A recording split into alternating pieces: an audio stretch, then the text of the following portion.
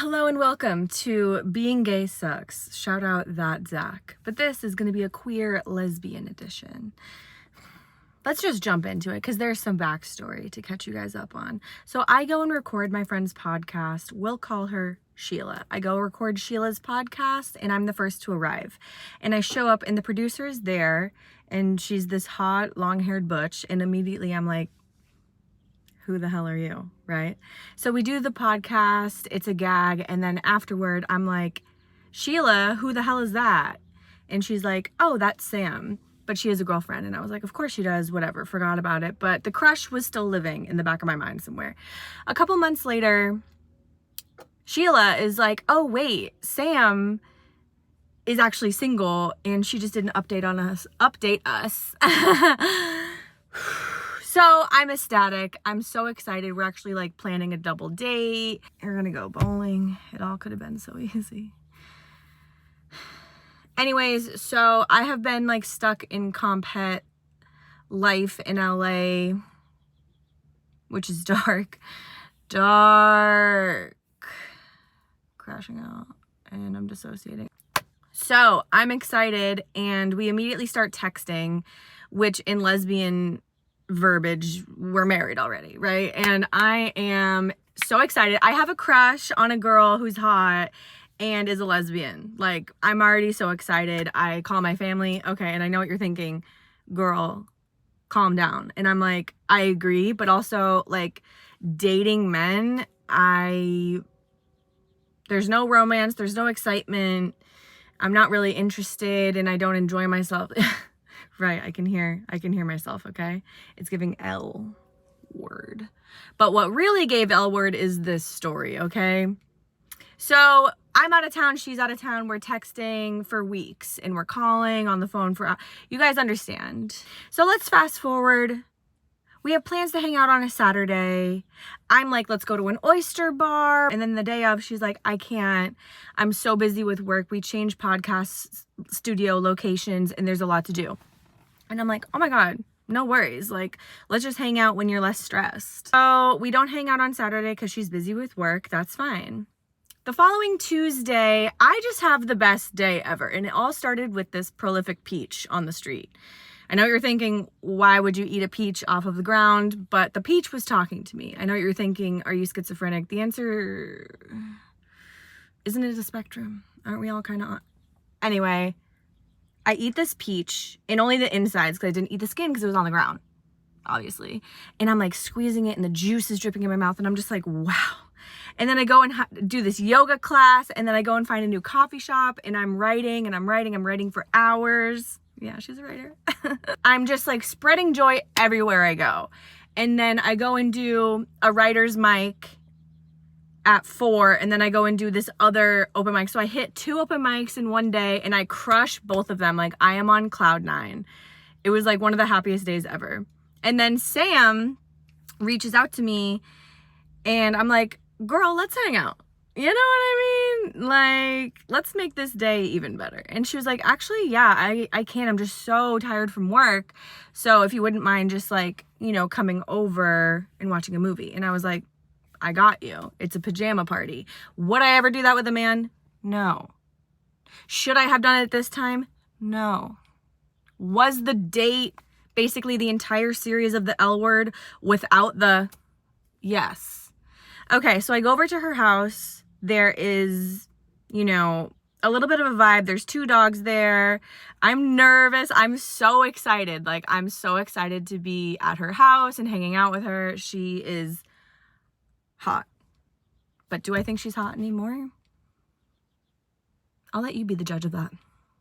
So we're like deciding what to watch, and she's like, oh, there's this new true crime docu-series that I've been wanting to watch. And I said, my ideal date. We lay down, we start snuggling, we're holding hands. It's gay, it's cute.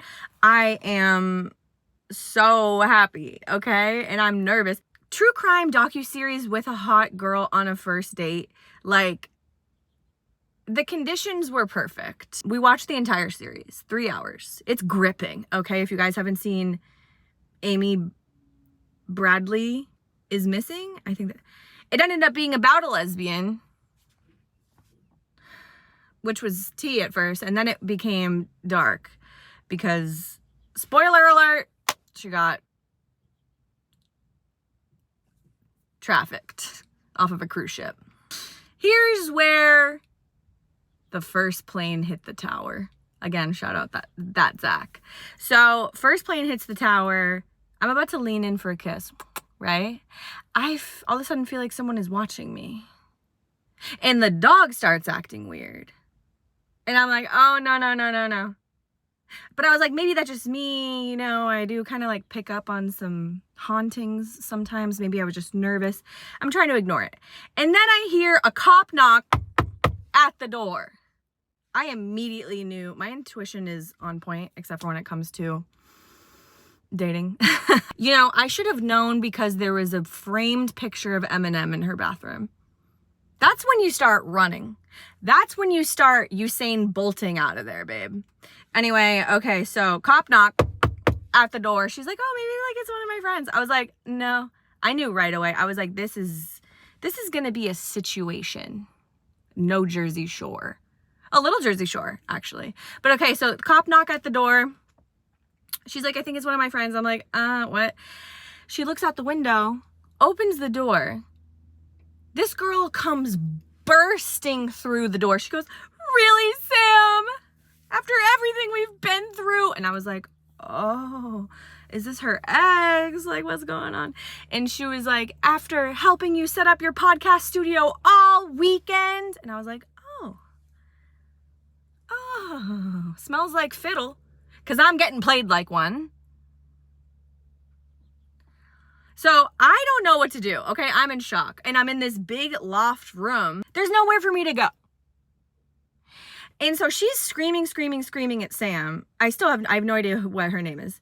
She's screaming at her like, all weekend, and then you bring this other in here. And I was like, whoa. When she's like screaming, and I'm like, I'm scared. So I'm like, I'm just gonna go. And she was like, yeah, you should go. And Sam was like, no, don't go. And she was like, what you mean no, don't go? And I was like, yeah, I'm gonna go. I started looking for my shoes, right?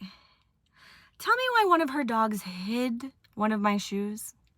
So picture this, big open room. Two lesbians screaming at each other. Actually, one of them is screaming. The other one's like, I told you I was seeing other people. I said that we weren't exclusive. I'm trying to find my shoe. I'm on my hands and knees looking under couches. I'm trying to find my goddamn shoe. I can't find it. I can't find my shoe. And even if I did, I'd have to like walk through them. And I feel like this girl would smack a bitch. She's like, you text me good morning, baby, every morning. Are you just this boy who's like texting 10 women every morning the same thing? And I chimed in and I was like, I'm not getting any good morning texts.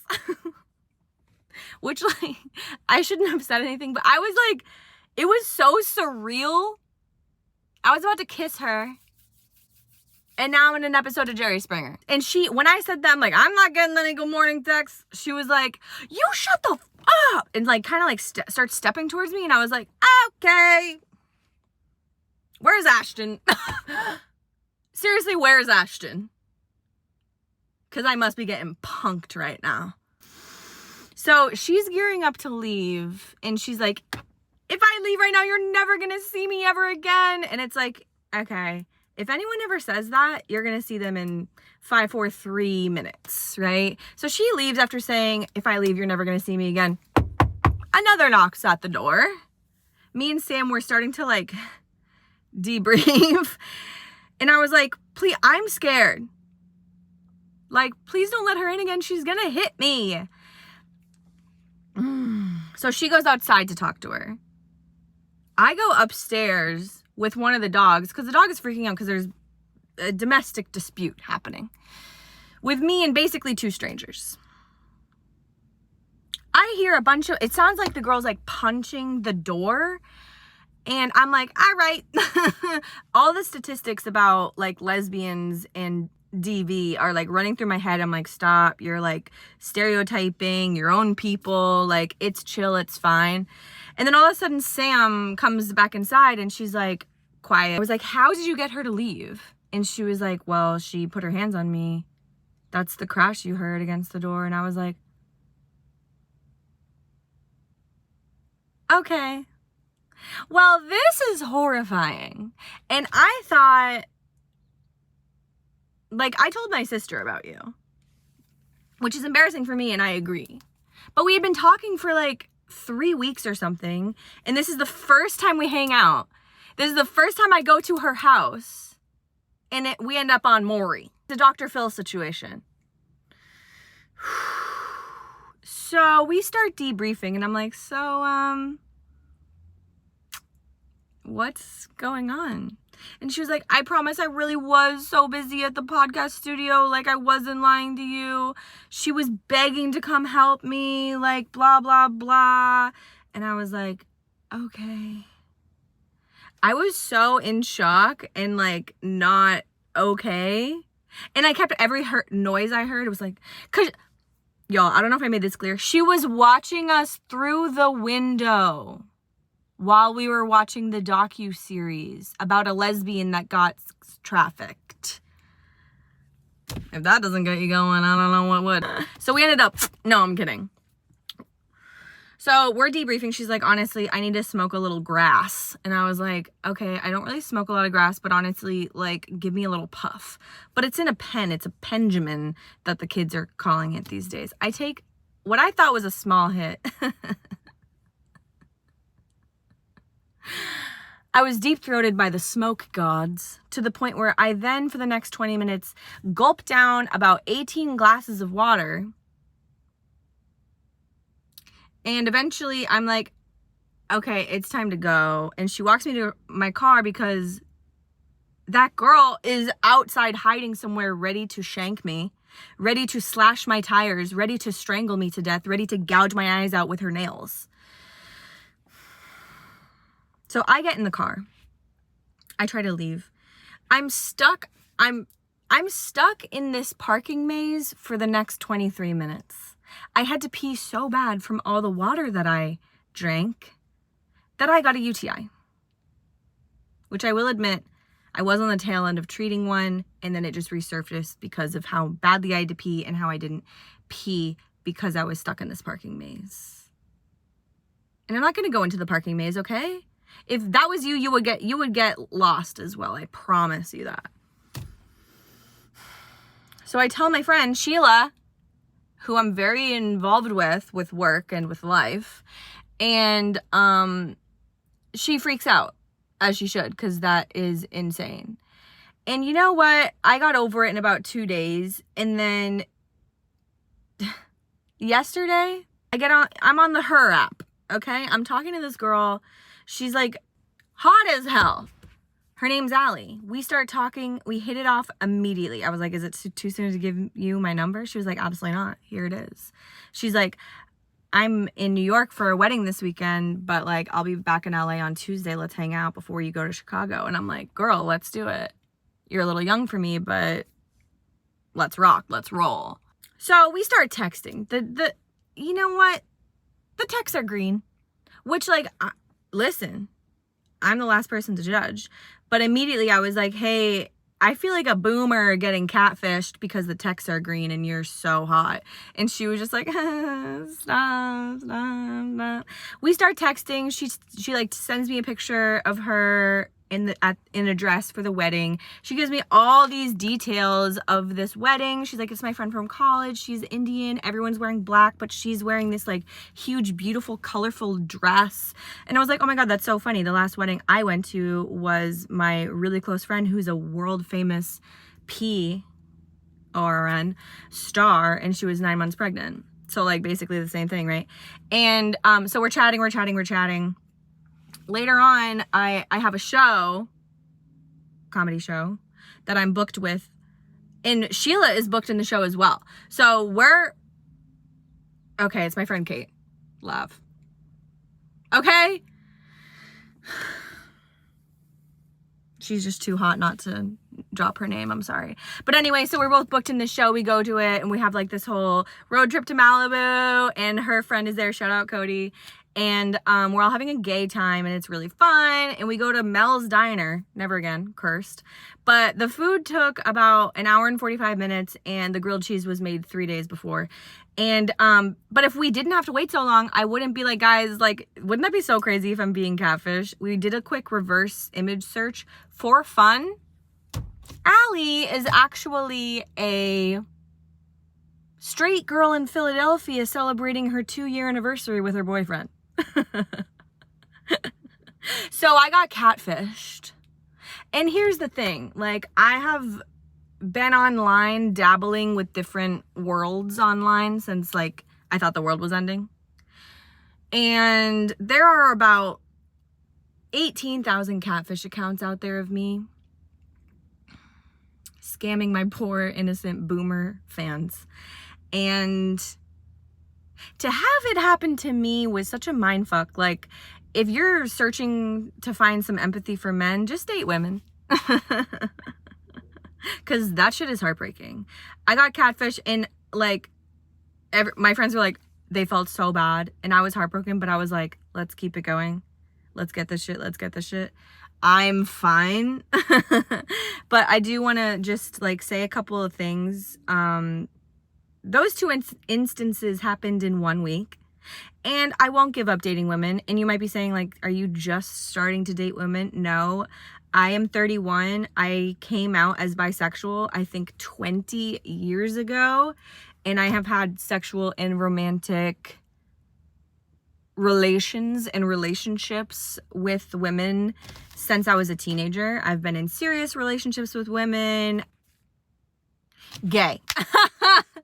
I'm gay, and being gay sucks sometimes, but I am so happy to be gay. And again, shout out to that Zach for creating the original Being Gay Sucks video. That was so captivating, and I know I'm not gonna do the same zhuzh that you zhuzhed, but it was so funny because I watched your video and I was like, wow, I have so many insane like gay experiences that I could talk about. I just don't know which one to do. And then the next day, that whole thing with Sam in the Jerry Springer episode with the other girl showing up at her house happened. And then 2 days later, I got catfished. So we're feeling humble. We're feeling gay. We're feeling susceptible. But overall, we're feeling strong. I feel anew. I feel rebirthed. Who needs ayahuasca when you can have 2 sapphic nightmares in 1 week?